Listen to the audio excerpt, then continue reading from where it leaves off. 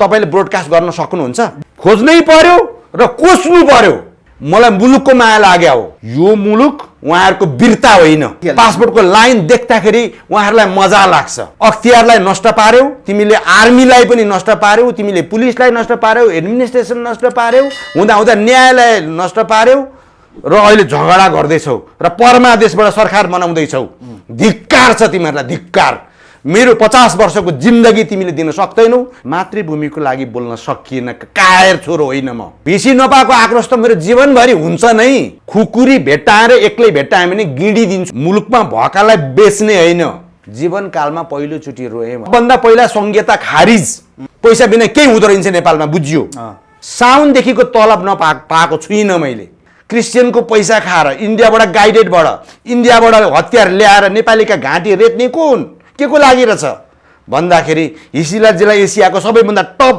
भ्रष्ट हुनु रहेछ अर्काका छोरी मराएर आफ्नी छोरीलाई पिएचडी गराउनु रहेछ मतपत्र टोकाएर आफ्नी छोरीलाई मेयर बनाउनु रहेछ मसँग रेकर्ड छ तपाईँ भैँसे लानु न अहिले त सिंहदरबार गाउँमा पुगो भनेको त अर्को राजा त्यहाँ पनि खडा गरेर पुरै भ्रष्टाचारका केन्द्र रहेछन् एकचोटि जाग्न आवश्यक छ एकचोटि युवा जागिदिए तिमीलाई 5 वर्ष सत्ता चलाउ र शान्ति होस् मुलुक डेभलप गर भनेर दिएको जनताको मतको कदर गर अनहेल्दी गेम नखेल अबका नेपाली हिजोका जस्ता छैनन् 21औं शताब्दीका नेपाली 1 मिनेटमा मोबाइलको भरमा 70 लाख विश्वभरि मेसेज जान्छ स्वागत नेपालको एउटा कुरा मलाई धेरै मन परेछ right to reject right to call back यदि उहाँले साँच्चै कल गर्नु भयो भने दलहरुलाई च्यालेन्ज 90% प्लस मत राज चाहियो भन्नेमा छन् नेत्र विक्रम चन्द भनेको त्यो मान्छे हो उहाँले पनि पृथ्वीनारायण शाहको पोर्ट्रेट स्वीकार्नु भयो यो मुलुकलाई माया गर्ने इमानदार कम्युनिस्ट हुनुहुँदो रहेछ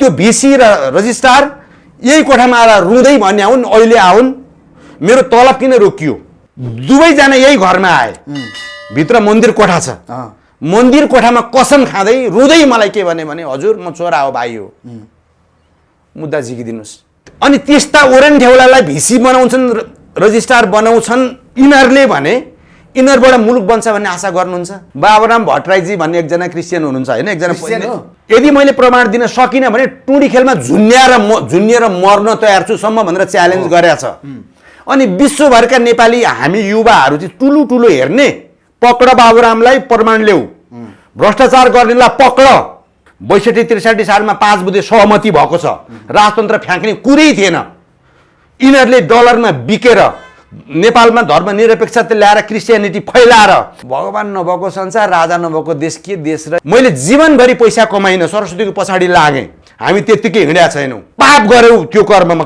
कहिल्यै पनि क्षमा नहुने पाप गर्यौ मलाई त महाअभियोग लाग्ला अथवा उहाँलाई त्यस्तै पर्यो भने जेलैमा बस्नु पर्ला केही दिन अगाडि त हामी पशुपति क्षेत्र पनि गएका थियौं जसलाई चाहिँ चियान घारीमा परिणत गरिँदैछ अब दुईटा किता हुन्छ नेपालमा राष्ट्रद्रोही राष्ट्रप्रेमी अब उहाँको प्रिय पात्र अहिले पनि कमल थापा नै हो भने नेपालमा राजसत्ता कहिले पनि आउँदैन पैसा पाएको भए कर्णालीका अरू जिल्लाहरूमा पनि 50% स्यालेरी सबै जिल्लामा राख्छु भन्ने मेरो प्लान थियो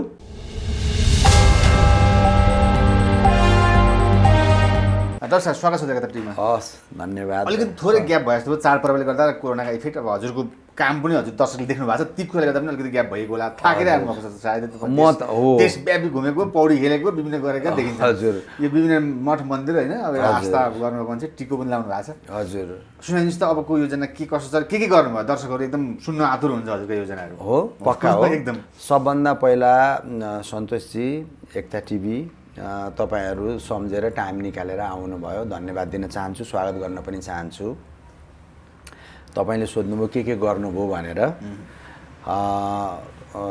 थाकेको जस्तो पनि देख्नु भयो होला त्यो पनि ठीक हो म देशका विभिन्न ठाउँमा म होइन म मात्रै होइन हाम्रो टिम नै हिँडेको छ अहिले हामीहरूले बेस्ट ब्रेनहरु कलेक्सन गर्दैछौं किन मुलुक बनाउने कुरा छ नेपाल बनाउने कुरा छ टिभीमा इन्टरभ्यु दिएर मात्रै मुलुक बन्दैन प्र्याक्टिकल्ली जानै पर्यो काम चाहिँ बरु कम बोल्ने काम गरेर देखाउने हाम्रो अहिले स्टाइल हाम्रो अलिकति चेन्ज भएको छ त्यसकारण टिभीमा अलिक युट्युबहरुमा अलिक कम आएको हो र हामीहरू जुम्लामा पुगेर वैज्ञानिक किसिमको खेती कसरी गर्ने, स्मल इन्डस्ट्रिजहरू कसरी गर्ने, त्यहाँको उत्पादनहरूलाई इन्टरनेसनल मार्केटमा कसरी पुर्याउने काम सकेर आएका छौँ। त्यो काम सुरु हुँदैछ। खुसीको कुरा यो जुम्लाको लागि मात्रै होइन, सम्पूर्ण कर्णालीलाई हामीले सोचेको छ र हाम्रो कुरा अगाडि बढिसक्यो। यो खुसीको कुरा। दर्शक अगाडि कुरा मात्रै अगाडि बढ्यो कि के भयो भन्ने कुरा पनि हुन्छ। धेरै बाठा पनि हुन्छ। अहिलेका दर्शक बाठा पनि छन्। अहिलेका दर्शकलाई तपाईँले कुन चाहिँ ल्यान्डमा गर्न खोजेको को व्यक्ति भनेर सोध्नुभयो भने ल्यान्ड पनि देखाइदिउँला, मान्छे पनि चिनाइदिउँला। एउटा कुरा। त्यसपछि मुलुकलाई माया गर्ने क्रममा छौँ नि त हामी त मुलुकलाई माया गर्छौँ नि त। भनेपछि यो मुलुकको निर्माण गरौँ कसले, त्यसलाई त खोज्नु पर्यो कि परेन। सिम्पल कुरा। हामीहरू सदियौँदेखि इभन वैदिक कालदेखि नै राजा र प्रजाको मुलुक हो यो मुलुक। हामीलाई त्यो सुट गर्छ। पछिल्ला दिनमा 240 वर्ष राज गर्यो भन्छ शाहवंशले र साँच्चीकै के भएको हो भनेर त्यो सिरियस स्टडी गर्ने क्रममा शाहवंश कहाँबाट उत्पत्ति भयो, सुरुवात के हो भन्ने क्रममा पनि हामीहरू लमजुङमा गयौँ। लमजुङ जाँदाखेरि लमजुङमा अरू हाम्रा प्रोजेक्टका कुरा भन्छु अहिले। त्यहाँ चाहिँ एउटा सिँदुरे ढुङ्गा छ। सिँदुरे एउटा ढुङ्गा छ, राम्रो खालको, अलिक ठुलो, अलिक चाक्लो परे मजाले बस्न मिल्ने खालको राम्रो ढुङ्गा छ त्यहाँ दुरा डाँडा माथि। र त्यहाँ चाहिँ के रहेछ भने 1550 विक्रम सम्मत है, त्यो बेलामा दुरा जातिले झोलीमा हालेर एउटा शाहवंशको बच्चालाई ल्याएर त्यो ढुङ्गामा राखेर सिन्दुर लगाइदिएर राजा मानेका रहेछन्। शाहवंशको ओरिजिन त्यहाँ रहेछ। 240 वर्षको कुरा छैन, यहाँ अलिक अगाडिकै कुरा छ। अब यो कुरा हामीलाई बडा गजब पनि लाग्यो क्या। त्यहाँ गयौँ हामीले पनि। राष्ट्र निर्माता पृथ्वीनारायण शाह, बडा महाराज धिराज पृथ्वीनारायण शाहलाई सम्झेर तपाईले जोडिदिएको र तपाईँ र हाम्रा सबै पुर्खाहरू सबै मिलेर गरेको, किन उहाँले त 4 जात 36 वर्ण भन्नुभएको छ। जातमा विभेद पनि गरेका छैन, उच्च निचा गरेको पनि छैन। र उहाँको जस्तो दिव्य बाणी प्लस उहाँका सबै उपदेशहरू हामीले हेर्दाखेरि रियल पेट्रोटिक, रियल नेपालको हिरो र हरेक घरमा त्यो उहाँको चाहिँ फोटो रहनुपर्ने र उहाँलाई सम्झिनुपर्ने राष्ट्र निर्माता। अनि उहाँको नाममा हामीले सिन्दुर लगायौँ। त्यहाँको दुरा जातिको नाममा हामीले दुरा सम्मान पुरस्कार नै स्थापना गरिदियौँ। त्यहाँ 400-500 धुरी घर हुनुहुँदो रहेछ। र दुरा जाति भनेको चाहिँ स्विट जाति, जसले शाहवंशलाई पहिलोचोटि राजा बनायो। त्यो जातिलाई सम्मान गर्न चाह्यौँ हामीले। इतिहास बोकेको जाति। मलाई त दुरा भन्ने थाहा पनि, त्यो गीत गाउने बहिनी चाहिँ एकदम राम्रो लाग्ने, उहाँको चाहिँ मैले सुन्थेँ। बिमा कुमारीको घर पनि देख्यौँ। अनि त्यहाँका दुराहरूसँग पनि बस्यौँ, फोटो पनि खिच्यौँ र दुरा सम्मान पुरस्कारै स्थापना गरेर आयौँ। एउटा त्यो कुरा। लमजुङकै अर्को कुरा गर्नुपर्छ भने राम्रो कुरा भन्छु ल। आज चाहिँ हामी कुनै नेताहरूलाई गाली, कुनै पार्टी विशेषका भन्दा पनि मुलुकका राम्रा कुरा गरौँ न। त्यहाँ चाहिँ हाम्रो एकजना भाइ हुनुहुन्छ हामीसँग जोडिएको, हाम्रो कृषि डिपार्टमेन्टको चिफ अहिले उहाँलाई बनाएका छौँ हामीले। उहाँ चाहिँ 10-11 वर्ष इजरायल बसेर आएको, मास्टर्स डिग्री हो। अब भन्न मिल्छ होला, उहाँ चाहिँ आर्मीलाई पनि ट्रेनिङ दिने हो र कर्नेल हो उहाँ, पोस्ट बाई पोस्ट कर्नेल अहिले पनि एक्जिस्टिङ। अनि उहाँसँग करिब 3000 इजरायलमा तालिम लिएर आएका विज्ञहरू छन्, जसलाई हरेक कुरा आउँछ। कृषि सम्बन्धी जे कुरा पनि भन्नुहोस् तपाईँ, फलफुल, तरकारी, कुखुरा पालन, मत्स्य पालन, गौ पालन, डेरी प्रोडक्ट के चाहिन्छ सबै कुरा चाहिन्छ। र देशभरिका बाँझो जग्गा उर्वराशील बनाउन सक्ने खुबी भएको 3000 मान्छे छ। अनि उहाँहरूले त सुरु नै गर्नुभयो प्र्याक्टिकल्ली। अनि उहाँले 400-500 जति रोपनी त्यो दुरा डाँडाको पेरिफेरीमा लिनुभयो। र त्यहाँ उहाँले यति धेरै त्यहाँ गर्नुभएको छ कि उहाँहरू 80 जना जति मिलेर खोल्याएर छ। 3 करोड जति उठाएर अहिले 22 करोडमा पुग्नुभयो। र हरेकको हातमा महिनामा मिनिमम 50,000 हुन्छ। र उहाँ के भन्नुहुन्छ भने 50 डिग्री टेम्परेचरमा काम गरेर आइयो, धेरै दुःख गरेर पनि आइयो, तर हाम्रो पसिना खेर गएन। आफ्नो मुलुकमा गर्दा हुँदो रहेछ, यो चाहिँ देशैभरि फैलाउन पाए हुन्थ्यो भन्ने उहाँहरूको इन्ट्रेस्ट छ। हाम्रो भिजन अन्तर्गतकै कुराहरू भइरहेछन् यहाँ। हामी के चाहन्छौँ भने जति पनि ठाउँमा हामी जाँदैछौँ नि, अहिले गइरहेछौँ, फेरि गइरहेछौँ, कन्टिन्यू छ। त्यो सबै जग्गा धनीबाट जग्गा चाहिँ कलेक्सन गर्ने क्या हामीहरूले। जग्गा उहाँहरूकै हो, उत्पादन उहाँहरूकै हो, पैसा उहाँहरूलाई नै होस्, तर कहाँ के उत्पादन हुन्छ भन्ने कुरा हामीले थाहा पाउनु पर्यो। माटो अनुसार हामी जान्दा रहेन रहेछौँ क्या। कागती हुने ठाउँमा हामीहरू लगेर गोलबेडा रोपिदिन्छौँ, गोलबेडा हुने ठाउँमा कागती रोपिदिन्छौँ, अलिक नजानेर पनि, हामीलाई थाहा नभएर। उहाँहरूलाई चाहिँ थाहा छ।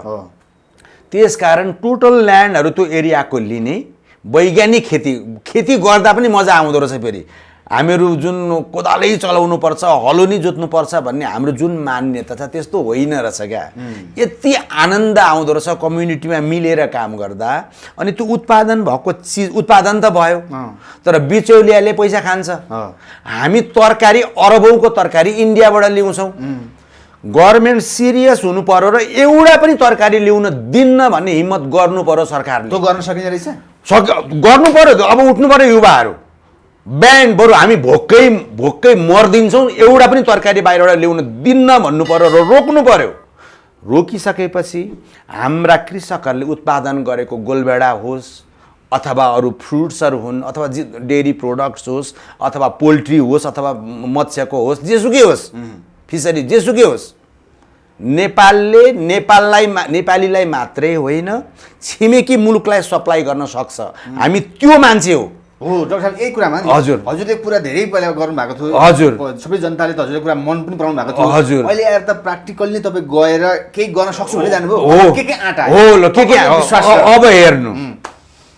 अनि हामीले साँच्चीकै प्र्याक्टिकल्ली हुन्छ कि हुँदैन भनेर गएर हेऱ्यौँ। हामी त गइरहेछौँ नि त, विभिन्न ठाउँमा, विभिन्न जिल्लामा साँच्चीकै गएका छौँ हामीहरू, थाहा छ है। अनि त्यहाँ उहाँहरूको देख्दा गोलबेडा एउटा बोटले 29 केजी गोलबेडा दिन्छ। गाईको दुध आफै गर्ने, दुध बिक्छ, नबिके चिज बनाउने, नभएदेखि छुर्पी बनाउने, नभए के बनाउने, दही बनाउने, घिउ बनाउने, के सबै कुरा, अरू सबै कुरा त्यहाँ हुँदैछ प्र्याक्टिकल्ली। र उहाँहरूले चाहिँ पोखरा लगायतका ठाउँहरूमा चाहिँ सप्लाई गर्नुहुन्छ। अनि मैले यो कुरा चाहिँ अर्को जिल्लामा पनि गएँ म, है। हामीहरू अर्को जिल्लामा जाँदाखेरि डाक्टर साहब हजुर हामी उत्पादन त गर्छौँ, हेर्नु यत्रो काउली, मलाई 6 किलोको काउली एकजना कृषकले दिनुभयो। यो मेरो काउलीले मार्केट नै पाउँदैन, धुरुधुरु रुनुभयो क्या यहाँ। यदि यसले मार्केट पाउने हो भने म नेपालभरिकै मान्छेलाई यस्ता काउली पुर्याउन सक्ने हामीसँग खुबी छ भन्नुभयो। तर हामी के गर्छौँ, कीटनाशक हालेका अर्कातिरका हामी छिमेकी मुलुकबाट ल्याउँछौँ हामीहरू। त्यो अन्याय रोक्नु पर्यो। यदि मुलुकमा सरकार छ भने, अहिले त सरकार मानेका छैन, जनताले चाहिँ सरकार छ भनेर कहीँ पनि कसैले पनि मानेका छैनन्। त्यो परमादेशबाट आएको सरकार होइन, यो परमादेशबाट आउने सरकार त के सरकार र त्यो त अब त्यो चोलेन्द्रजीकै, अब चोलेन्द्रजी भन्छु अब त उहाँलाई सिधै। अब त्यो अब मलाई कानुन चाहिँ नलागोस् है, फेरि अब सबैले त्यही भन्छन्, मैले पनि त्यही भने हो। अब सम्माननीय प्रधान न्यायाधीशज्यू भनौँ न, उहाँले प्रधानमन्त्री बनाउने होइन, सुप्रिम कोर्टको चिफ जस्टिसले प्रधानमन्त्री बनाउने हो भने 600, अरू पहिला त 600 थियो, अहिले कति 200 250 कति छन्, तिनीहरूले राजीनामा दिएर घर बसे भइगयो नि। होइन, उहाँ त उहाँको विवाद आउनुभयो, उहाँलाई त महाअभियोग लाग्ला अथवा उहाँलाई त्यस्तै पर्यो भने जेलैमा बस्नु पर्ला, थाहा छैन मलाई। वकिलले कुटाकुट गर्दा रहेछ नि त्यहाँ। होइन, त्यो त हामीलाई थाहा थियो। किन कुटाकुट गरेका थिए? होइन, यसो छ नि त, एक त न्यायाधीश हुनका लागि पैसा खुवाउनु पर्यो, अर्को झोले हुनु पर्यो, न त पाइँदैन नि त नेपालमा। त्यही सिस्टम ब्रेक गर्नका लागि विश्वभरका 70 लाख नेपालीमा हामी पुग्दैछौँ र हाम्रो कुरा पुगिराखेको छ र स्विट फिडब्याक आयो है। अब सुन्नु, त्यसरी त्यहाँ उहाँहरूले उत्पादन गरेर प्रोडक्ट गरेर महिनामा 50,000 देखि 80,000 रुपियाँ हातमा खेलाएको हो हामीले भनेर त्यहाँको मान्छेले भनेपछि हामी अन्त पनि गयौँ। अहिले हामीहरू सिन्धुपाल्चोकमा गयौँ, किनभने सिन्धुपाल्चोक जिल्लाबाट चाहिँ चेलीबेटी पनि बिक्री हुन्छ भन्ने कुरा आएको छ नि त नुवाकोट काभ्रे यताबाट चेलीबेटी पनि बिक्री हुन्छन् र समहाउ त्यहाँ प्राकृतिक रूपबाट पनि धेरै त्यहाँ प्रकोपहरू भइराखेको सिन्धुपाल्चोकमा जाउँ न त एउटा कम्युनिटी पनि भेटिन्छ भनेर हामी सिन्धुपाल्चोक गयौँ सिन्धुपाल्चोकबाट सुरु गरौँ कि काहीँ न काहीँबाट सुरु गरौँ भने लमजुङमा त सुरु भइहाल्यो अब त्यो त रोक्नै सकिँदैन र त्यो फैलिँदैछ देशैभरि र अनि हामीले धनगढीमा पनि त्यही सुरु गराइदिने र त्यस्तो खालको स्टाइल चाहिँ देशैभरि लाने एउटा छ त्यो चाहिँ एउटा पार्ट मात्रै हो त्यस्ता अरू धेरै कुरा छन् किन स्मल कटेज इन्डस्ट्रिजका कुरा छन् सेटअप हुँदैछ टिम आज त्यही मिटिङमा जाँदैछु म कसरी स्मल कटेजहरू इन्डस्ट्रिज गर्ने र युवाहरूमा रोजगारी ल्याउने भन्ने कुराको मिटिङमा जाँदैछु अहिले एकछिनपछि त्यसपछि सिन्धुपाल्चोक गयौँ कस्तो मजाको रहेछ भने नि सन्तोषजी त्यो सिन्धुपाल्चोकमा भोटेकोसी 4 भन्छ क्या त्यो त्यो वडा नम्बर 4 रहेछ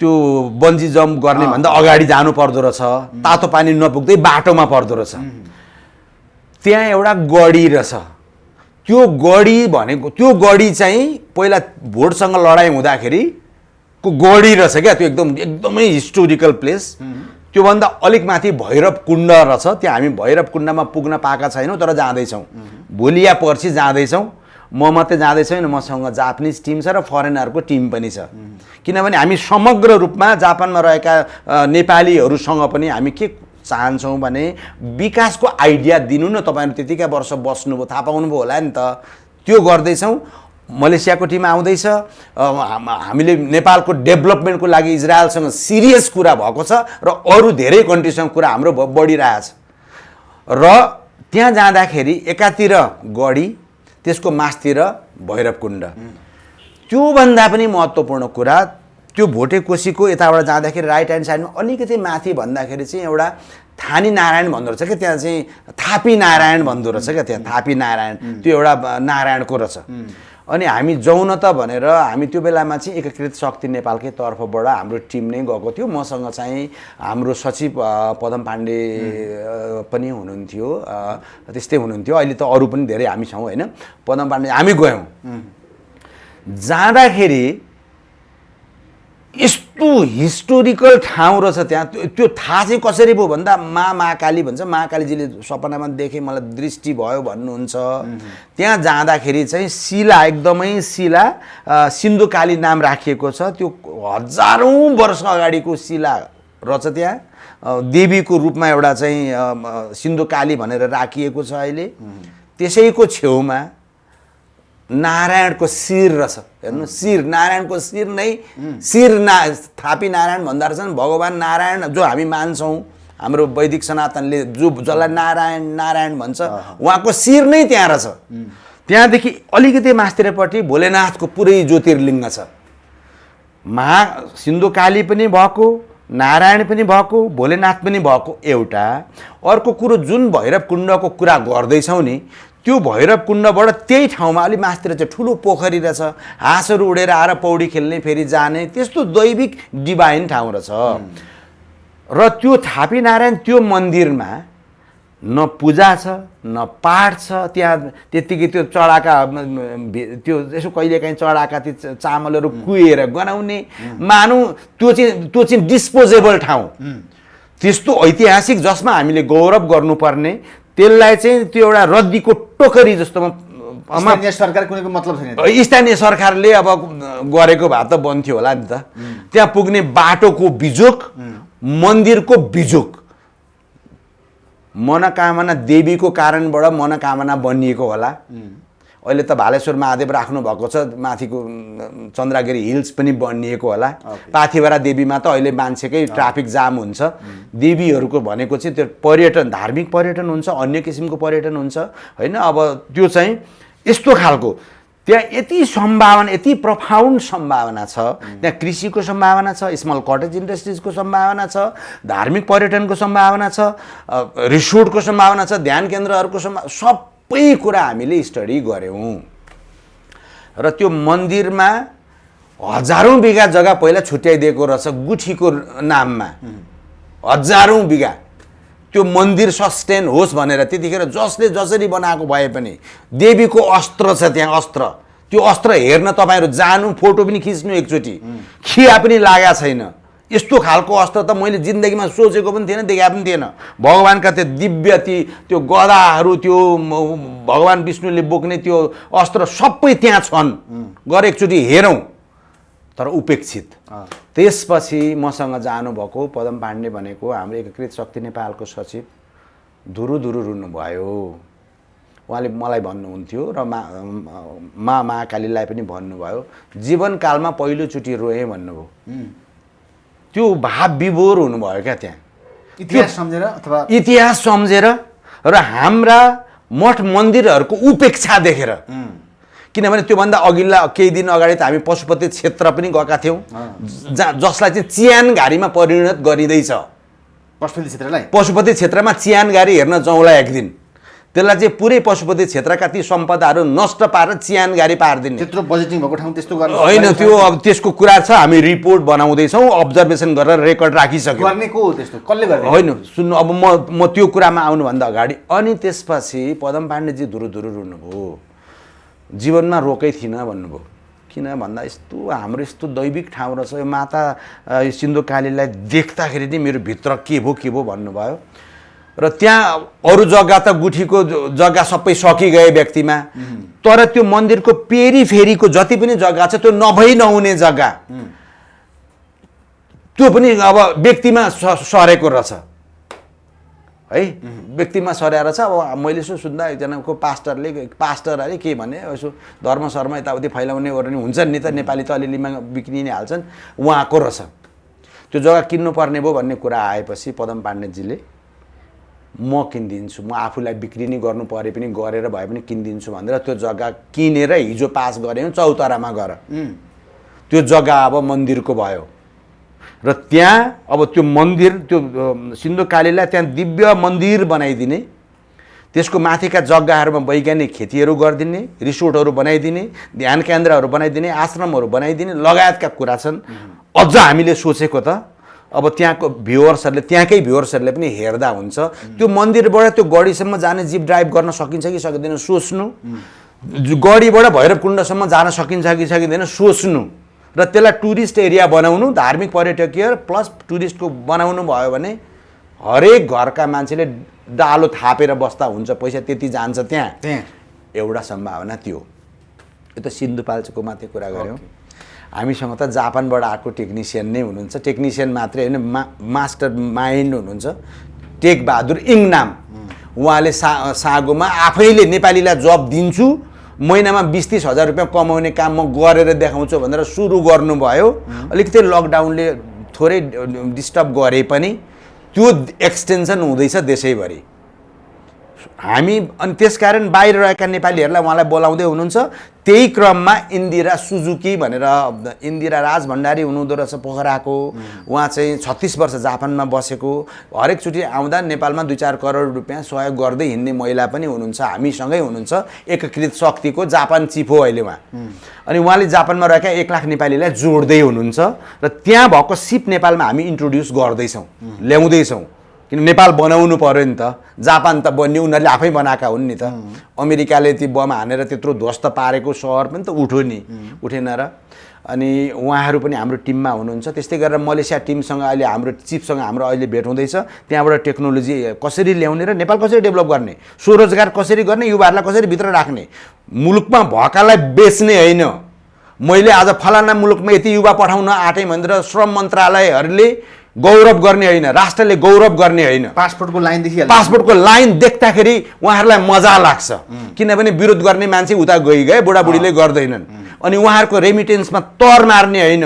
यदि मुलुकमा सरकार छ भने बाहिर रहेका आउन चाहने नेपालीहरूलाई बोलाऊ, सिप अनुसार इन्भेस्ट गर, तिमीहरू भ्रष्टाचार गरेर अरबौँ रुपियाँ तिमीहरू अन्त थुपार्छौ, तिनै गरिब जनताको नाममा राजनीति गरेर मुलुक डेभलपमेन्ट गर्ने भिजन तिम्रो खोइ। तिमीलाई आउँदैन भने सिक न त, हामीसँग छन् विज्ञ, हामी दिन्छौँ। तिमीहरूले गरेनौ भने त हामी नै गरिहाल्छौँ नि। अब त जनताले गर्छ न, मैले त के गर्नु र हामीले के गर्नु।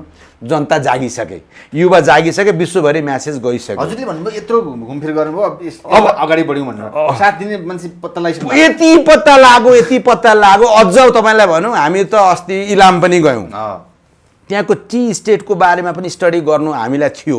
त्यो मात्रै हेरेनौँ कि हामीले इलामदेखि होल पूर्वाञ्चलको अलिक प्रत्येक इलाम 5 ताप्लेजुङ हुँदै सबै हेर्ने होल मास्टर प्लान बनाउन गएको, अलिकति बाटोको डिस्टर्बले गर्दा उता पुग्न सकिएन। पशुपति नगरसम्म चाहिँ हामी पुग्यौँ होइन। त्यहाँको हाम्रो बेग्लै स्किम छ, त्यो अहिले तपाईँलाई पछि काम गरेर देखाउँछु। अहिले भन्नुभन्दा पनि प्र्याक्टिकल्ली काम भयो कि भएन भनेर प्रमाणित गरेर देखाउन मन छ तपाईँलाई। हामीले भन्दा छिटै जापानिज प्रविधिबाट बनाएको स्विट होम, थोरै पैसामा कमसेकम 100 वर्ष अड्ने मान्छेलाई कम्फर्टेबल हाउस बनाउन सकिन्छ कि सकिँदैन अभियान सुरु गर्दैछौँ। त्यसमा तपाईँलाई पनि पार्ट पार्छौँ, आउनु। त्यो गर्दैछौँ।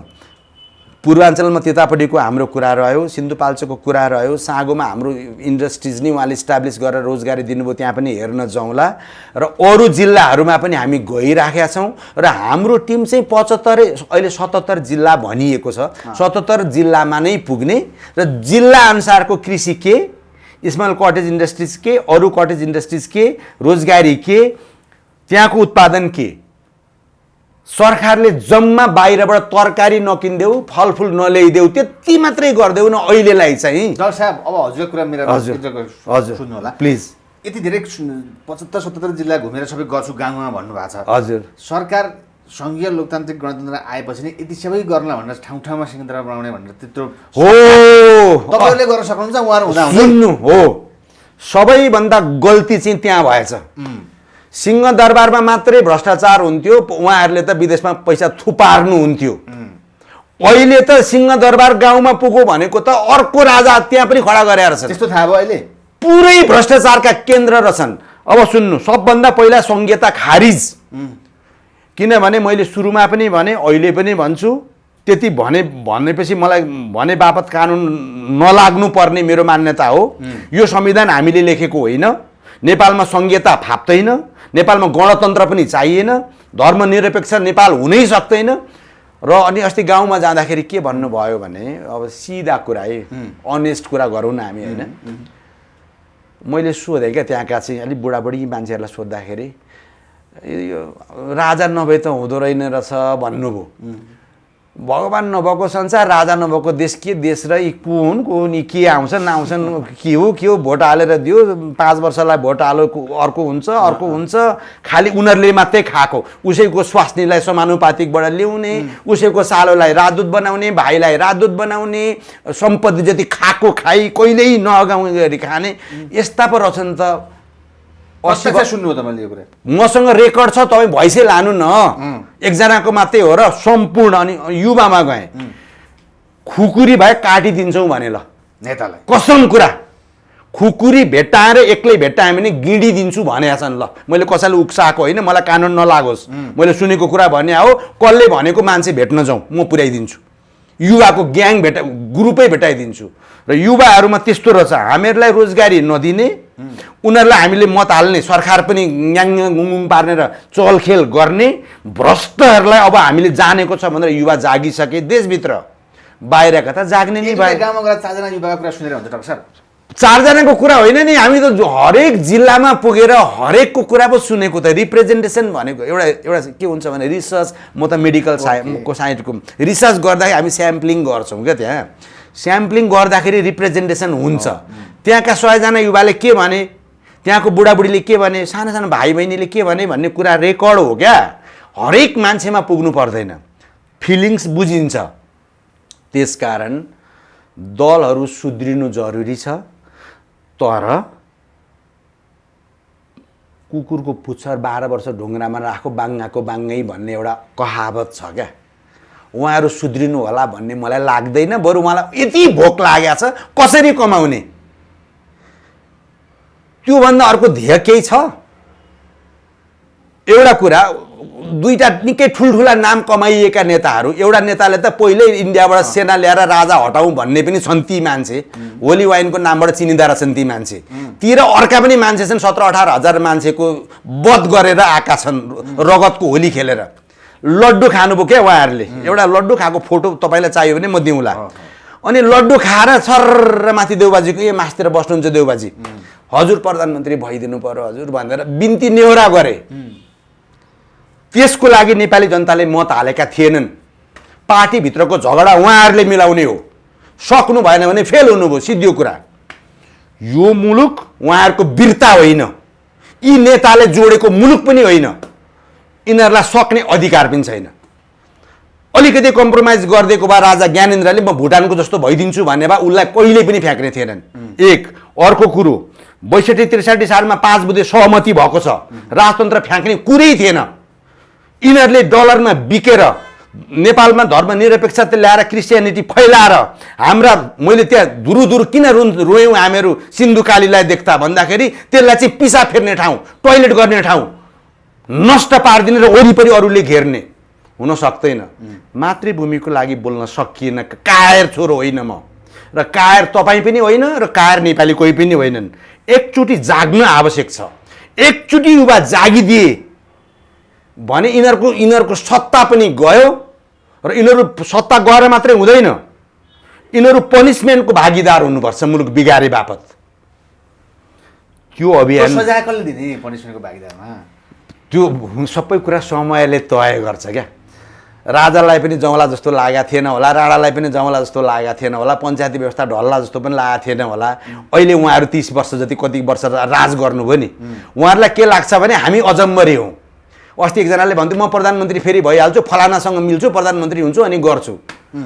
2-3 चोटि प्रधानमन्त्री हुँदाखेरि के गर्नुभयो देखिहाल्यो। त्यसकारण अब यी कुरामा नेपालीलाई फेरि बेकुब बनाउन उहाँले सोच्नु भएको छ भने धृष्टता नगर्नु। राज संस्था आवश्यक हो तपाईँको लागि? होइन, मेरो मुलुक जोडेको शाहवंशले मलाई मुलुकको माया लाग्यो हो। मुलुक जसरी टिक्छ त्यो कुरा मैले चाहेको हो। यदि एउटा राजा राख्दाखेरि अरूका गिद्धे दृष्टि लाग्दैनन्, हामी अफगानिस्तान बन्दैनौँ, सिरिया बन्दैनौँ, सिक्किम बन्दैनौँ भने राजा राख्दा हुने हो भने किन नराख्ने, के को? तर राजा पनि डेमोक्रेटिक चाहिँ हुनु पर्यो, किनभने हामी 21औं शताब्दीमा छौँ। हामीले चाहेको चाहिँ देशभरिले प्रधानमन्त्री छानोस्, एक्जिक्युटिभ चाहिँ पावर प्रधानमन्त्रीमै होस्, राजा चाहिँ सेरिमोनियल हेड हुनु राम्रो हो। तर राजाले अलिकति के चासो गरे जस्तो परिवारहरूको अलिकति शुभकामना आदान-प्रदान तर्साउनुहुन्छ नि कसै-कसैलाई। होइन राजाले तर्साएको भन्दा पनि राजा त कुल देखेँ हो मैले त। हुन त मैले भेट्या पनि छैन। होइन, उहाँहरूलाई चाहिँ के छ भने आफ्नो जुन तर मार्नु भएको छ नि सत्तामा, उहाँहरूले भ्रष्टाचार गरे पनि कानुन लाग्दैन। बाबुराम भट्टराईजी भन्ने एकजना क्रिस्चियन हुनुहुन्छ होइन, एकजना अब ल भइगयो क्रिस्चियन होइन अरे उहाँ हिन्दू धर्म, अस्ति टिका लाउनु भयो, हिन्दू धर्म हुनुभयो होला अहिले, ल मानौँ। बाबुराम भट्टराई हिन्दू भनौँ न त, ल तपाईँ त्यसो गर्दा खुसी हुनुहुन्छ भने हिन्दू। उहाँ नेपालमा प्रधानमन्त्री भएको त थाहा छ नि। उहाँले के भन्नुभएको छ, सार्वजनिक ठाउँमा तपाईँलाई म रेकर्ड दिन्छु, छैन भने फलानाले 3 अरब खायो, फलानाले 3 अरब खायो, देउपाले 3 अरब खायो, प्रचण्डले 3 अरब खायो, केपीले 3 अरब खायो फलाना ठाउँमा भनेर बोल्नु भएको छ, सार्वजनिक ठाउँमा।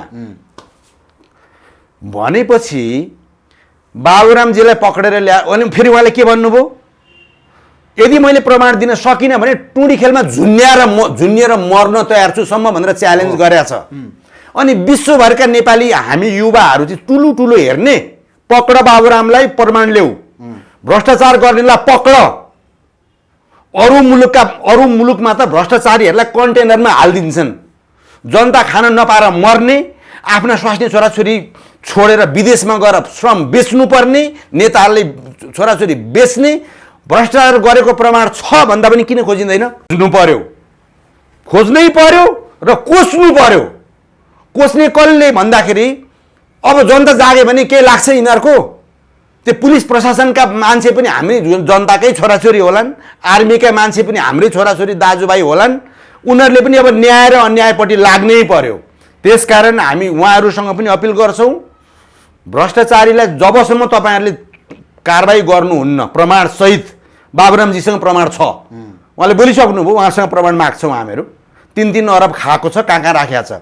अझ अर्को कडा कुरा पनि भनिदिउँ, 31 अरब जति चाहिँ यो दुबईतिर कथा राखेर छ। प्रकाण्डजीहरू विप्लवजीहरूलाई सोध्नु न, उहाँहरूसँग पनि रेकर्ड छ त्यो पैसा। त्यति मात्रै होइन, स्विस ब्याङ्कमा त नेपालीको पैसाले भरियो। ए बाबा, कति चाहिँ खानु होला उहाँहरूले अब 10 क्विन्टल चामल खानु होला जिन्दगीभरिमा 10 क्विन्टल चामल म किनिदिन्छु उहाँहरूलाई किनिदिन सक्नुहुन्छ म 10 क्विन्टल किनेर राखिदिन्छु जिन्दगीभरि खान दिन्छु ती 3 जना मान्छेलाई भोकले मर्न दिन्न राष्ट्रको लागि कमिट गर बाहिर लगेको पैसा ल्याएर फिर्ता दिएर माफ माग हिजो जुन सपना दिएका थियौ डेग नचल तिमीलाई 5 वर्ष सत्ता चलाउ र शान्ति होस् मुलुक डेभलप गर भनेर दिएको जनताको मतको कदर गर अनहेल्दी गेम नखेल अबका नेपाली हिजोका जस्ता छैनन् 21औं शताब्दीका नेपाली 1 मिनेटमा मोबाइलको भरमा 70 लाख विश्वभरि मेसेज जान्छ त्यसकारण अहिले हामी के गर्दैछौँ छिमेकी राष्ट्रसँग पनि हाम्रो कुरा हाई लेभल टप लेभलमै पुग्यो यता पनि र मुलुक चलाउने विश्वकै चलाउने जो भनिन्छ सुपर पावर भनिन्छ मलाई लाग्छ जो बाइडेनसँग पनि अमेरिकाको प्रेसिडेन्टसँग पनि हाम्रो भोइसहरू पुगिसकेको छ भारतले त राजनीति चाहन्छ नि हैन यी सबैले चाहे नै त किनभने यो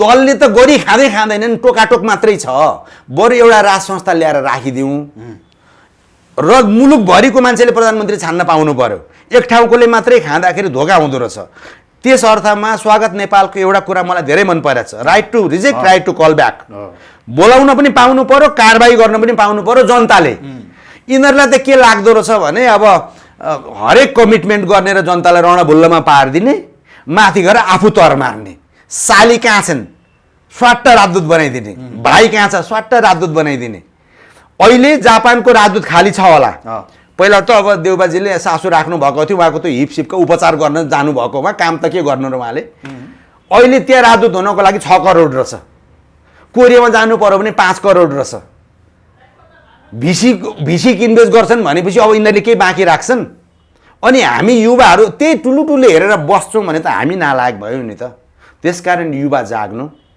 युवाले अब लिनुपर्छ अबको मुलुक पहिला मुलुक त्यसपछि पार्टी हजुरले यत्रो भन्नुहुन्छ यत्रो सबै आह्वान गरिरहनु भएको छ हजुर तपाईले जस्तै पूर्व राजा भन्ने अथवा के भन्ने उहाँको चाहिँ कुरा अथवा उहाँसँग भेट्ने अथवा उहाँले तपाईँलाई केही चासो गर्ने उहाँले एउटा केही न केही स्ट्रेटेजी गर्ने चाहिँ पर्दैन केही पनि तपाईँ केही भन्न चाहनुहुन्छ होइन म उहाँलाई केही पनि भन्दिनँ उहाँसँग भेट्या पनि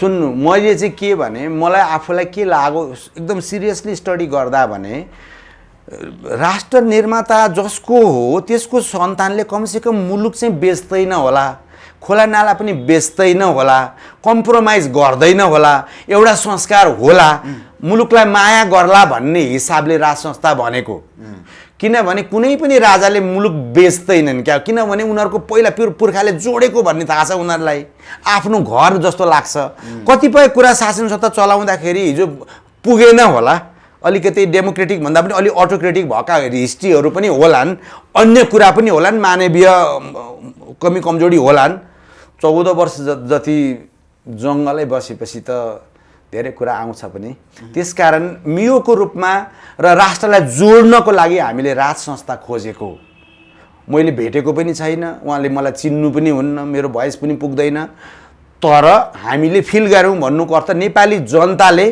यदि उहाँले साँच्चैकै कल गर्नु भयो भने दलहरूलाई च्यालेन्ज 90% प्लस मत राज चाहियो भन्नेमा छन् र तिमीहरूलाई चाहिँ जेलमा हाल्नुपर्छ भन्ने छन् खास झोलीदेखि बाहेक मुलुक उल्टिसक्यो अर्थात् राजा आइसक्यो नेपाल मोहन वैद्यले पनि राजाको पासना कुरा हो मोहन वैद्यले भन्नुभयो सुन्नुभयो मोहन वैद्यले भनेको चाहिँ यो मुलुकलाई माया गर्ने इमान्दार कम्युनिस्ट हुनुहुँदो रहेछ किन पछिल्ला दिन जीवनभरिकै हेरियो नि त प्रचण्डको त गुरु भने प्रचण्डकै गुरु भनेपछि त प्रचण्डको भन्दा 20 अरब बेसी दुबईमा उहाँले पनि त राख्न सक्नुहुन्थ्यो होला नि मसँग 1 तोला सुन 2 तोला 2 कठा जग्गा उहाँले पनि भन्न सक्नुहुन्थ्यो गर्नु भएन र उहाँले गर्नुहुन्न त्यो चाहिँ 100% गर्नुहुन्न भन्ने बुझियो नारायण बिजुसेलाई म मान्छु किनभने ऊ पनि सिम्पल एउटा कम्युनिस्ट आइडियोलोजीको पढे लेखेको मान्छे पैसा कमाऊ भन्ने र सत्तामा पुगौँ भन्ने सपना देखिएन प्रधानमन्त्री दिए पनि खाँदैनन् उसले पनि भने त्योभन्दा पनि ठुलो कुरा हिजोको हस्ती जनयुद्धको हस्ती नै मानौँ प्रचण्डजीहरूलाई प्रचण्डजी बनाउने मान्छे हो विप्लव भनेको नेत्र विक्रम चन्द भनेको त्यो मान्छे हो उहाँले पनि पृथ्वीनारायण शाहको पोर्ट्रेट स्वीकार्नु भयो लिनुभयो अर्थात् साइलेन्टली भन्ने हो भने राज संस्था हुँदा चाहिँ मुलुक टिक्छ भन्ने मुलुकलाई माया गरेको हो क्या त्यसको अर्थ हिजो बाबुरामजीहरूले घन हान्न लगाएको हो नि त पृथ्वीनारायण शाहलाई क्रिस्चियनको पैसा खाएर इन्डियाबाट गाइडेडबाट इन्डियाबाट हतियार ल्याएर नेपालीका घाँटी रेट्ने कुन के को लागि रहेछ भन्दाखेरि हिसिला जिल्ला एसियाको सबैभन्दा टप भ्रष्ट हुनु रहेछ, अर्काका छोरी मराएर आफ्नी छोरीलाई पिएचडी गराउनु रहेछ, मतपत्र टोकाएर आफ्नी छोरीलाई मेयर बनाउनु रहेछ। धेरै कुरा छन् यहाँ पब्लिकले बुझेका। हिजोका नेपाली होइनन्, आजका नेपाली, आजका युवा नेपाल बन्छ। पहिला मुलुक सम्झ्यौँ अनि मात्रै पार्टी सम्झिनु। अहिले पनि तपाईँ बाहिर बसेर पसिना काट्ने अनि नेताजीहरूलाई लेबी बुझाउने, टिकटको खर्च हालिदिने किन गर्नुहुन्छ? नो, मुलुक सम्झिनु, मुलुकलाई माया गर्नु। तपाईँ हामी मिल्यौँ भने चुटकीका भरमा सत्ता गयो, यिनीहरूको पुरै जान्छ, टोटल्ली जान्छ, टोटल्ली गयो, गइ नै सक्यो। हेर्दै जानुहोस्, हामी त्यसै हिँडेका छैनौँ। हामी हिँडेको कारणले होइन, हामी जस्ता त कति रचन भित्र हिँड्दै जाँदा पो थाहा पाइयो त, भित्रभित्र त अर्कै बनिसकेका रहेछ मुलुक। हामी सहयोगी, बाहिर आउन नसकेका मान्छे रहेछन् र हामी त्यस्तो विचार भएका एकै ठाउँमा हुन्छौँ। फेरि अब दुईटा किता हुन्छ नेपालमा, राष्ट्रद्रोही, राष्ट्रप्रेमी किता छुट्टिन्छ। अलमोस्ट छुट्टिसकेका छ, अब जोडिने क्रम हुँदैछ, जोडिन्छौँ। र आगामी दिनमा म यसो गर्छु उसो गर्छु भनेर फेरि घोषणा पत्रमा हरेक थोक भनेर फेरि झुक्क्याउँला अनि प्रधानमन्त्रीका कुर्सीमा फेरि बसौँला भन्ने सपना छोडिदिनु। जेलमा कोच्छन् कि गोली हानेर मार्छन् भन्ने सोच्नु। मुलुकद्रोहीहरूले, भ्रष्टाचारीहरूले, हरेकले। र एउटा प्रोफेसरले त्यत्तिकै बोलेको छैन, देशभरिको लिएर विश्वभरिको नेपालीहरूको फिडब्याक आएर फर्किन पाऊँ, एक्लै भेट्न पाऊँ। किन यिनीहरू एक्लै हिँड्न सक्दैनन्? क्यानाडाको प्रधानमन्त्री त साइकल लिएर गाउँमै जान्छ त। हाम्रा नेताजीहरूलाई किन 200 जनाको सेक्युरिटी पुगेन अरे? थ्रेट भयो अरे उहाँलाई। कसको थ्रेट? थ्रेट चाहिँ कसको? जनताको थ्रेट हो भने के गर्यौ त तिमीले? कुरा सिरियस छ। एकता टेलिभिजन आउनुभयो, सन्तोषजीसँग बोल्न पाएँ। अब तपाईँ सोध्नु न, मजाले क्वेसन के सोध्न चाहनुहुन्छ? भन्नुहोस् न, अब तपाईँको जस्तै यति धेरै बुझ्नुभयो, प्र्याक्टिकली गर्नुभयो, अब साँच्चै नै कति पर्सेन्ट चाहिँ आफू सफल भयो जस्तो र अबको योजना के छ? हामीले सुरुमा जति सोचेका थियौँ, जसरी लागेका थियौँ, त्योभन्दा धेरै माथिको लेभलमा हाम्रो दाजुभाइ दिदीबहिनीहरूको त्यो लेभल अफ कन्सियसनेस बढेको रहेछ क्या। अब कसो चाहिँ गर्दा मुलुक बन्छ, को चाहिँ अपराधी रहेछ भन्दा चिनिसकेछन् क्या अहिले। त्यो हामीलाई सजिलो भयो। त्यसकारण आउने चुनावमा हस्तक्षेपै गर्ने हो कि भन्ने पनि सोचाइ छ हाम्रो। अहिलेसम्म त हामी एउटा मोर्चा छौँ, पार्टी बनेको पनि छैन। पार्टी फेरि अर्को पार्टीमाथि पार्टी के भन्ने हाम्रो सोचाइ हो। भएकै पार्टीहरू त यस्तो जम्मा 2-3 पार्टी भए पुग्छ क्या नेपालमा, चाहिँदैन धेरै। त्यसकारण 2 किता पार्ने हाम्रो प्रयास छ। हामीले सोचेको भन्दा धेरै धेरै धेरै धेरै ब्रिलियन्ट हुनुहुँदो रहेछ हाम्रा दाजुभाइ दिदीबहिनीहरू, देशभरिमा पनि र संसारभरिमा। बाहिर गएका चाहिँ नेपाली एकचोटि आउन पाए र यति कुरा बुझिदिए भने उहाँहरूको सत्ता गयो, सिद्धियो। राजा ज्ञानेन्द्र शाहले अस्ति कलाकार खेलाडी जस्ता व्यक्तिहरूलाई एकदमै नजिक ल्याउनु भयो, के बुझ्नुभयो र हजुरको योजना के छ? होइन, ठिक छ नि, उहाँले अब बोलाउनु भयो, कलाकारहरूलाई ल्याउनु भयो, त्यो राम्रो कुरा हो। उहाँको पर्सनल लाइफ पनि छ, त्यो उहाँले गर्न पाउनुहुन्छ होइन। अब उहाँको प्रिय पात्र अहिले पनि कमल थापा नै हो भने नेपालमा राजसत्ता कहिले पनि आउँदैन। किन कमल थापा झन् त्यस्तो प्रिय होइन? होइन, कमल थापा उहाँको अहिले पनि त्यही प्रिय पात्र र त्यही प्रवृत्तिका मान्छे मात्रै वरिपरि राख्नुहुन्छ भने नेपालमा राज संस्था आउँदा पनि आउँदैन, आयो भने टिक्दा पनि। समस्या त्यही नै, समस्या त्यो उहाँले त्यही आफ्नो घेराभन्दा बाहिर अरू नेपाली छन् भन्ने देख्नु भएन भने त अब म के भन्नु र? भेटेको पनि छैन, मलाई स्वार्थ पनि छैन। न मलाई भोलि मन्त्री हुनु छ, न प्रधानमन्त्री हुनु छ, न सभासद हुनु छ, किन म विशिष्ट श्रेणीको अलरेडी भइसकेको मान्छे। भिसी पाइने भनेर तपाईँले आक्रोश गर्नुभयो भने भिसी सुन्नु होइन, भिसी नपाएको आक्रोश त मेरो जीवनभरि हुन्छ नै। किनभने एउटा एसिस्टेन्ट प्रोफेसरलाई ल्याएर भिसी बनाए, त्यो पनि पैसा खुवाएको रहेछ नि, बुझे नि कुरा के रहेछ, कति खुवाएको? सुन्नु, अब तपाईँलाई भनिहाल्नुभयो, तपाईँले ब्रोडकास्ट गर्न सक्नुहुन्छ? मजाले सकिन्छ। ल हेर्नु, कर्णालीमा म दुर्गम क्षेत्रमा काम गर्न गएको प्रोफेसर हो, सिनियर प्रोफेसर हो। म महाराजगञ्ज मेडिकल क्याम्पसको चिफ भएर 45 वर्ष बिताएको। म कमाउनको लागि कर्णाली गएको थिइनँ, कर्णालीमा मेरो योगदान हुनुपर्छ भनेर मात्रै गएको थिएँ। जबको प्रब्लम भयो, मैले संसारभरि पाउँछु, गएँ, काम गरेँ। त्यस बिचमा भिसीको पोस्ट खाली भयो। खाली भएपछि भिसी भएपछि अझै मजाले काम गर्न सकिएला कि भन्ने रहर मैले गर्न पाउँछु कि पाउँदिनँ मसँग इनर्जी छ काम गर्ने भने मैले पाउँछु कि पाउँदिनँ पाउँछु एप्लाई गरेँ म जस्ता 21 जना मान्छेले एप्लाई गरे तर भिसी बनायो कसलाई भन्दा एउटा एसिस्टेन्ट प्रोफेसरले इलिजिबलै हुँदैन एसोसिएट प्रोफेसर चाहिँ भएको हुनु पर्थ्यो त्यसपछि यो त भएन भनेर मुद्दा मैले सुप्रिम कोर्टमा हालेँ चोलेन्द्र शमशेर ज्यूलाई धन्यवाद दिन्छु स्टे अर्डर दिनुभयो ठ्याक्कै स्टे अर्डर भयो स्टे अर्डर भइसकेपछि त्यो मान्छेको भिसी रोकियो तर 20 गते स्टे अर्डर भएको छ 22 गते केपी ओलीजीले उहाँलाई भिसी बनाउनु भयो उहाँका सल्लाहकार मण्डलीले बनायो त्यत्तिकै बनाएको छैन राजनीतिक स्वार्थ एउटा आर्थिक स्वार्थ अर्को बुझियो पैसा बिना केही हुँदो रहेछ नेपालमा बुझियो अनि भिसी बनायो अनि तर त्यो भिसी पछि त्यो भिसीले के गर्यो युवा सङ्घको उपाध्यक्षलाई रजिस्ट्रार बनायो किन भिसीको रिकमेन्डेसनबाट रजिस्ट्रार बन्छ अब भिसीको पोस्ट गएपछि त रजिस्ट्रारको पनि जाने भयो दुवैजना यही घरमा आए भित्र मन्दिर कोठा छ मन्दिर कोठामा कसम खाँदै रुँदै मलाई के भने हजुर म छोरा हो भाइ हो मुद्दा झिकिदिनुहोस् म पनि दयालु मान्छे भिसीले नै आएर त्यसो भन्छन् भने म तेह्रथुमको मान्छे जुम्लामा गएर के मुद्दा खेल्नु जीवनमा मुद्दै नखेलेको मान्छे भइहाल्यो त तर काम राम्रो गर है भनेको थिएँ मैले मुद्दा झिकिदिएँ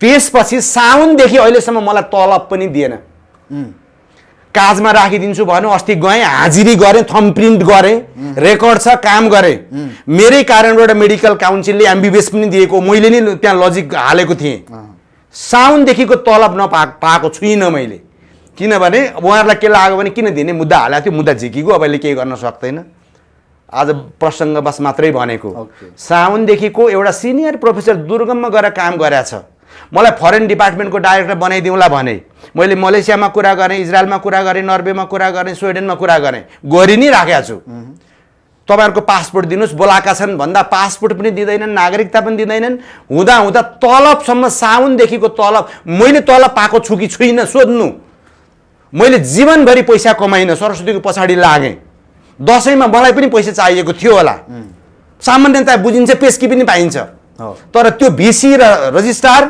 यही कोठामा आएर रुँदै भन्ने आउन् अहिले आउन् मेरो तलब किन रोकियो तपाईँको यो सार्वजनिकबाट तलब दिएनन् भने मैले माग्न पाउँछु कि पाउँदिनँ अनि त्यस्ता ओरेन ठेउलालाई भिसी बनाउँछन् रजिस्ट्रार बनाउँछन् यिनीहरूले भने यिनीहरूबाट मुलुक बन्छ भन्ने आशा गर्नुहुन्छ हुँदैन त्यसकारण भिसीको आक्रोश नदिएकोमा छैन ठिक छ मलाई प्रशासनिक झन्झट लिनु छैन भिसी भन्दा माथिको लेभलमा अहिले मुलुकमै काम गर्दैछु हामी नै सरकार हो अहिले बुझ्नुभयो सरकारको लेभलमा काम गर्दैछौँ खुसीका साथ किनभने मान्दा हुने कुरा त हो नि तिम्रो कुर्सीलाई मान्दिएको हुनाले न तिमीले दग्ध गर्दैछौ तिमीले अख्तियारलाई नष्ट पार्यौ तिमीले आर्मीलाई पनि नष्ट पार्यौ तिमीले पुलिसलाई नष्ट पार्यौ एडमिनिस्ट्रेसन नष्ट पार्यौ हुँदा हुँदा न्यायालय नष्ट पार्यौ र अहिले झगडा गर्दैछौ र परमादेशबाट सरकार बनाउँदैछौ धिक्कार छ तिमीहरूलाई धिक्कार मेरो 50 वर्षको जिन्दगी तिमीले दिन सक्दैनौ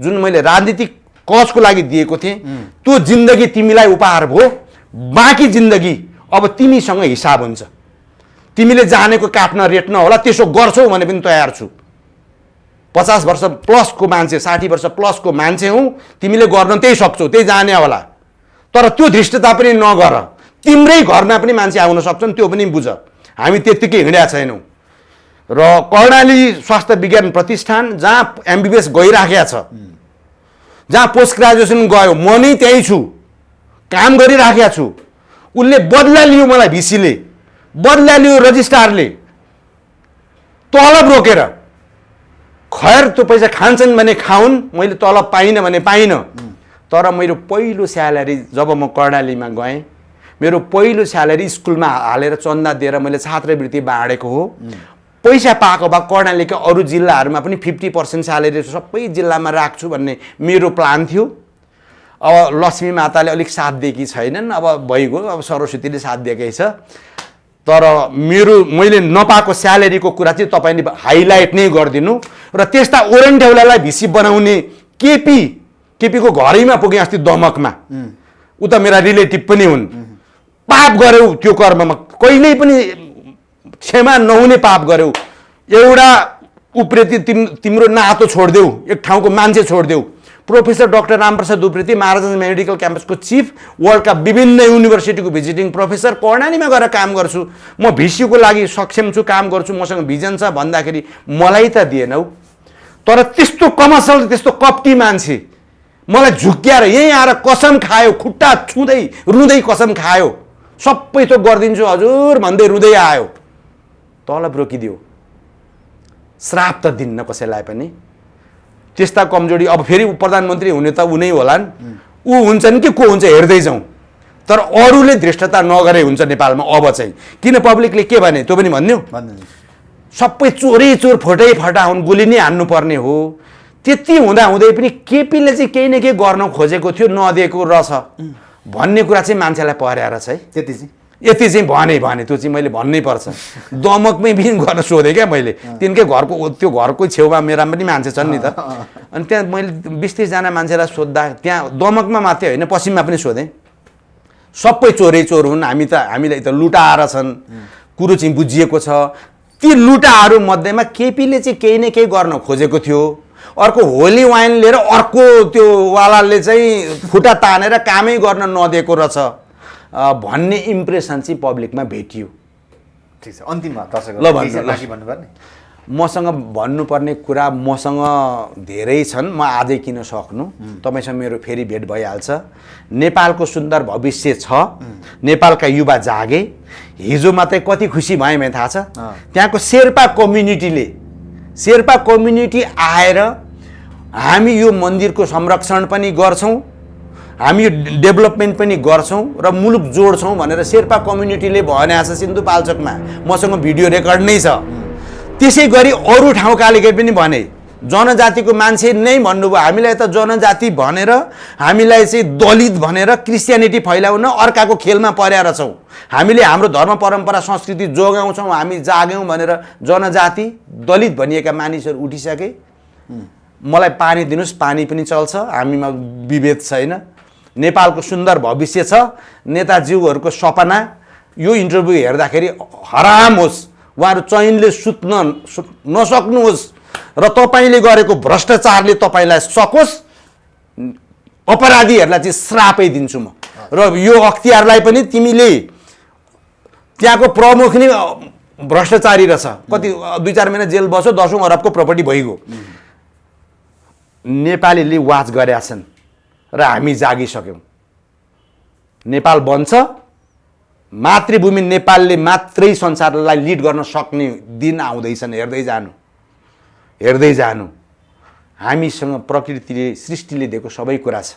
थोरै मेहनत गरौँ। नेपाली दाजुभाइ दिदीबहिनी सिपसहित आउनुहोस् र झोले कसैको नबन्नुहोस्। झोले पहिला मुलुकको बन्नुहोस्, त्यसपछि पार्टीको अथवा धर्मको जेसुकै गर्नुहोस्। मलाई व्यक्तिगत रूपमा कसैलाई केही भन्नु छैन।